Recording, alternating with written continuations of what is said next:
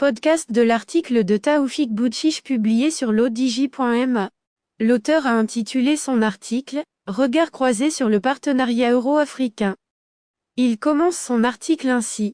Le jeudi 29 septembre 2022, les représentants marocains, parmi les membres fondateurs, de l'association Diplomatie Sud-Nord, ont été conviés par l'Institut Afrique Monde à une réflexion à l'Assemblée nationale française, Paris, sur le renouvellement du partenariat entre l'Europe et l'Afrique.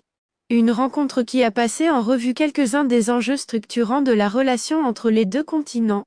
Parmi ceux-ci, il y a à l'évidence les tensions croissantes entre les deux continents aggravées par le conflit Russie-Ukraine. Les récentes attaques au Sahel contre les symboles de la France représentent en outre un signal des bascules qui s'opèrent dans cette relation au sein des opinions publiques dans le continent africain. L'auteur poursuit son article ainsi.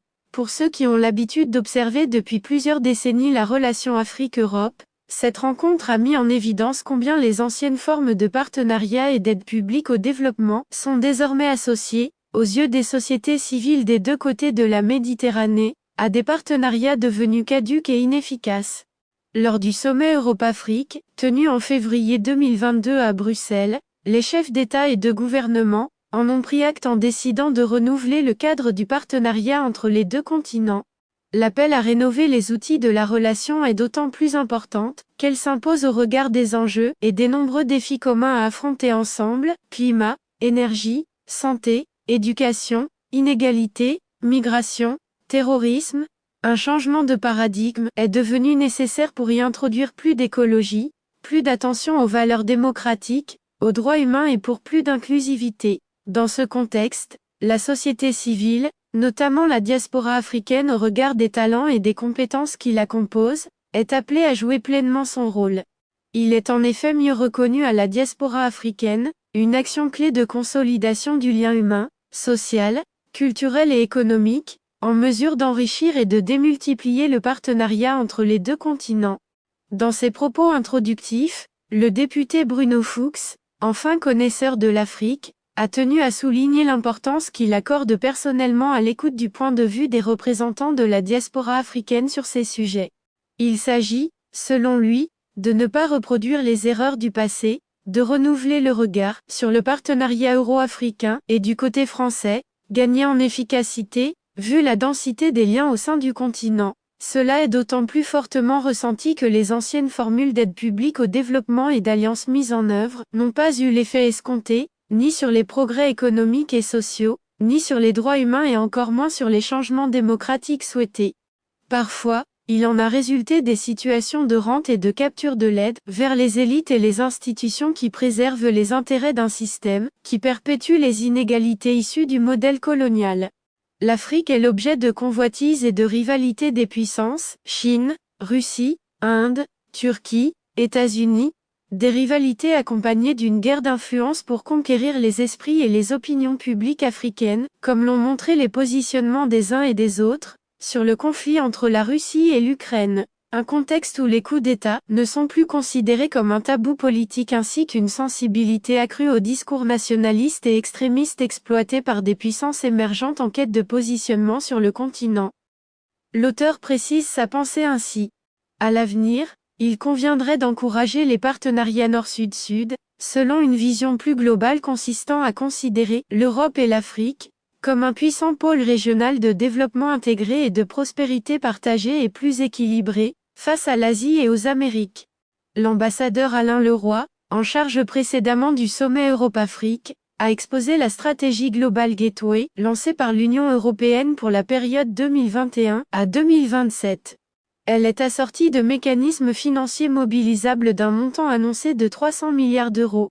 Pour rappel, les besoins en investissement en infrastructures dans le monde sont estimés à 1300 milliards d'euros. Sont prévus des investissements conséquents dans les infrastructures destinées à la transition écologique, la transition numérique, la croissance durable et la création d'emplois décents, le renforcement des systèmes de santé, l'amélioration de l'éducation et de la formation. Une stratégie euro-africaine qui s'inscrirait dans la trajectoire, qui devrait conduire collectivement vers l'atteinte des objectifs de développement durable des Nations Unies à l'horizon 2030. L'ancien ambassadeur, M. Stéphane Gompertz, membre éminent de l'Institut Afrique Monde, a fait ressortir en guise de synthèse quelques idées fortes telles que le repositionnement du partenariat euro-africain dans le cadre d'une relation d'égal à égal et d'échanges gagnant-gagnant, l'importance accordée par les sociétés civiles africaines au respect de la souveraineté dans un monde multipolaire et la nécessaire valorisation des apports de l'Afrique au monde. L'Afrique, a-t-il été rappelé, est un vaste continent riche de ses diversités et de ses ressources naturelles. Elle est fière de ses valeurs sociales, culturelles et humaines. Des richesses matérielles et immatérielles, qui ne sont pas suffisamment valorisées en Europe. Les modèles d'affaires et d'investissement reproduisent les termes d'un échange inégal. Des produits primaires contre des produits manufacturés malgré les milliards d'aides consenties. D'où l'importance de créer en Afrique de nouvelles formes de partenariats incitant à la création des chaînes de valeur conjointes dans le domaine industriel, agricole. Au Maroc, des partenariats Nord-Sud-Sud ont été des exemples réussis dans plusieurs secteurs novateurs, automobiles, aéronautique, offshoring.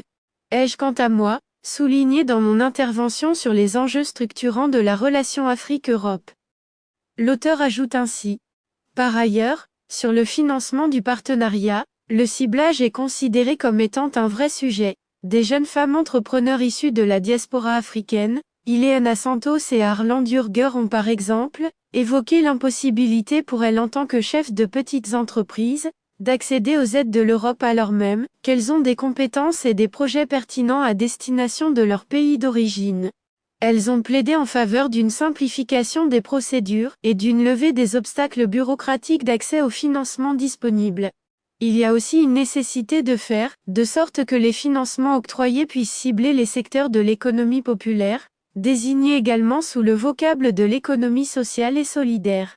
Un secteur qui, au-delà de ses fonctions traditionnelles de lutte contre la pauvreté et de pratiques vertueuses, de lutte contre le changement climatique, préservation de savoirs ancestraux en gestion de la rareté hydrique, en agroforesterie, pastoralisme, culture oasienne, de génération d'activités et de sources de revenus pour les populations les plus fragiles est un facteur de fixation des populations dans leur territoire et de résilience contre les migrations et contre les tentations aux offres de recrutement par les organisations criminelles et terroristes. La rencontre a été marquée par une franchise de ton qui ne peut être que louable pour toutes les parties.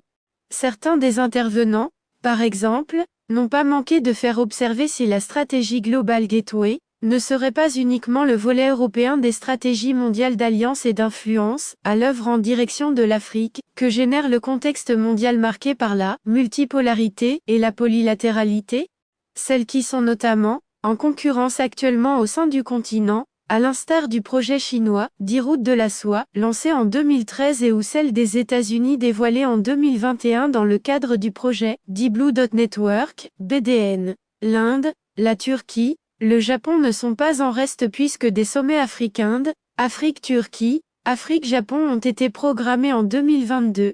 Il convient donc aux dirigeants européens et africains d'imaginer les voies et moyens distinctifs, de tirer avantage d'un partenariat renouvelé. L'auteur conclut son article ainsi. Postscript, l'Institut Afrique Monde est une organisation civile accréditée auprès de l'UNESCO et de la francophonie. Elle était représentée par M. Claude Musavi, qui a pris part à l'ingénierie et l'organisation de l'événement. L'association Diplomatie Sud-Nord, en cours de création quant à elle, regroupe des anciens diplomates, des universitaires, des chercheurs et doctorants. Elle se propose de croiser des regards et les points de vue sur la relation Nord-Sud dans le contexte des bascules géopolitiques à l'œuvre. Rédigé par Taoufik Boutchiche et lu par l'intelligence artificielle de l'ODJ Media. N'oubliez pas de télécharger notre application l'ODJ Mobile sur Android et iOS, et de vous abonner à notre chaîne YouTube l'ODJ TV, si vous souhaitez être au courant des dernières actualités, podcasts et émissions télévisées.